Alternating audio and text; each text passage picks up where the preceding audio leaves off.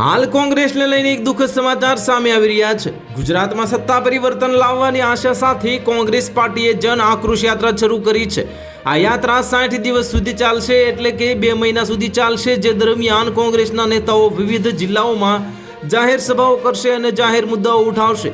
આ કોંગ્રેસના નેતાઓનો દાવો છે કે ગુજરાતના લોકોમાં ભારે રોષ છે અને 2027ની વિધાનસભા ચૂંટણીમાં ભાજપ સરકારને ઉથલાવી દેવામાં આવશે। પરંતુ તે પહેલા ગુજરાત કોંગ્રેસનો રાજ્યસભામાં ખેલ પૂરો થવા જઈ રહ્યો છે, આને કારણ કે કોંગ્રેસની છેલ્લી બેઠક પણ જોખમમાં છે।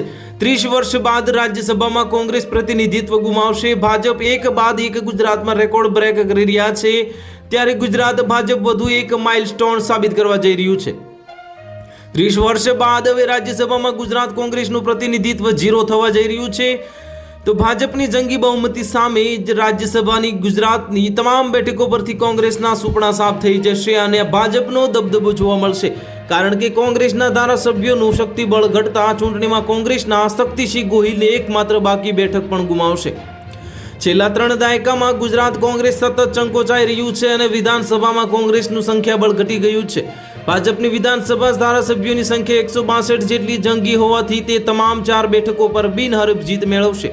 ભાજપની વિધાનસભાની 162 ધારાસભ્યોની જંગી તાકાતને કારણે કુલ 11 બેઠકોમાંથી 10 પર કબજો થશે। તો હાલ માટે એટલું જ। મળીશું નવી અપડેટ સાથે। જો તમને અમારા વિડીયો પસંદ આવતા હોય તો વિડીયોને લાઇક કરી દેજો, ચેનલને સબસ્ક્રાઇબ કરી બાજુમાં આવેલા બેલ આઇકનને દબાવી દો, જેથી તમને આવા સમાચારની અપડેટ મળતી રહે।